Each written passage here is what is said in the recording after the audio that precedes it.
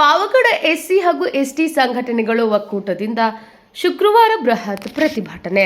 ಪಾವಗಡ ಪಟ್ಟಣದ ಪ್ರವಾಸಿ ಮಂದಿರದಲ್ಲಿ ಪರಿಶಿಷ್ಟ ಜಾತಿ ಪರಿಶಿಷ್ಟ ಪಂಗಡದ ಸಂಘಟನೆಗಳ ವತಿಯಿಂದ ಪರಿಶಿಷ್ಟ ಜಾತಿ ಪರಿಶಿಷ್ಟದ ಮೀಸಲಾತಿಯನ್ನು 9ನೇ ಅನುಸೂಚಿಗೆ ಸೇರಿಸಲು ಒತ್ತಾಯಿಸಿ ದಿನಾಂಕ 6/3/2026 ಶುಕ್ರವಾರ ಪ್ರತಿಭಟನೆಯನ್ನು ಹಮ್ಮಿಕೊಳ್ಳಲು ತೀರ್ಮಾನಿಸಿದರು.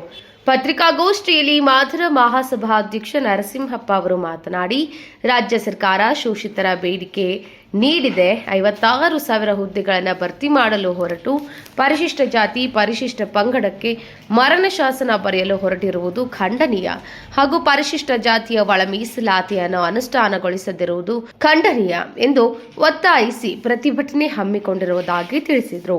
ನಂತರ ಪತ್ರಿಕಾಗೋಷ್ಠಿಯನ್ನು ಉದ್ದೇಶಿಸಿ ಮುಖಂಡರಾದ ಲೋಕೇಶ್ ಪಾಳ್ಗರ್ ಮಾತನಾಡಿ, ಕರ್ನಾಟಕ ರಾಜ್ಯ ಸರ್ಕಾರ 2002ರಲ್ಲಿ ಪರಿಶಿಷ್ಟ ಜಾತಿಯ ಮೀಸಲಾತಿಯನ್ನು 15ರಿಂದ 17ಕ್ಕೆ ಏರಿಸಿತ್ತು.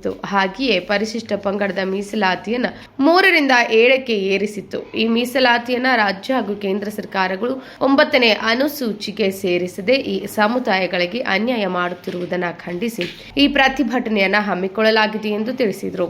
ಪತ್ರಿಕಾಗೋಷ್ಠಿಯಲ್ಲಿ ಉದ್ದೇಶಿಸಿ ಮದಕರಿ ಸೇನೆಯ ಅಧ್ಯಕ್ಷ ಡಾಕ್ಟರ್ ಓಂಕಾರ್ ನಾಯಕ್ ಮಾತನಾಡಿ, ತಾಲೂಕಿನ ಎಲ್ಲ ಪರಿಶಿಷ್ಟ ಜಾತಿ ಪರಿಶಿಷ್ಟ ಪಂಗಡಗಳು ಒಂದಾಗಿ ಸೇರಿ ಶುಕ್ರವಾರ ಪಾವಗಡ ಪಟ್ಟಣದ ಪ್ರವಾಸಿ ಮಂದಿರದಿಂದ ಹೊರಟು ಶ್ರೀ ಶನಿ ಮಹಾತ್ಮ ವೃತ್ತದ ಮುಖಾಂತರ ತಹಸೀಲ್ದಾರ್ ಕಚೇರಿಯ ಹತ್ತಿರ ಬೃಹತ್ ಪ್ರತಿಭಟನೆ ಮಾಡಿ ರಾಜ್ಯ ಹಾಗೂ ಕೇಂದ್ರ ಸರ್ಕಾರಕ್ಕೆ ಮನವಿ ಸಲ್ಲಿಸಲು ಪ್ರತಿಭಟನೆಗೆ ಹಮ್ಮಿಕೊಂಡಿದ್ದು, ಈ ಪ್ರತಿಭಟನೆ ತಾಲೂಕಿನಿಂದ ಹೆಚ್ಚಿನ ಸಂಖ್ಯೆಯಲ್ಲಿ ಪರಿಶಿಷ್ಟ ಜಾತಿ ಪರಿಶಿಷ್ಟ ಪಂಗಡದ ಸಮುದಾಯದ ಬಂಧುಗಳ ಭಾಗವಹಿಸುವಂತೆ ಕರೆ ನೀಡಿದರು.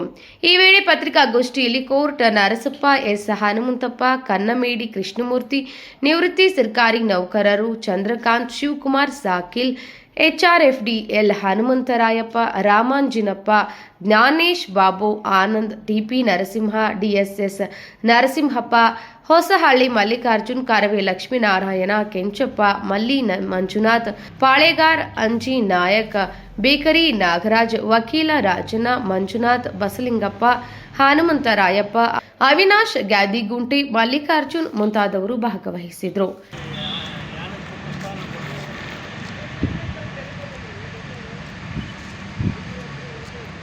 Shivanand, empower news, Pavagada.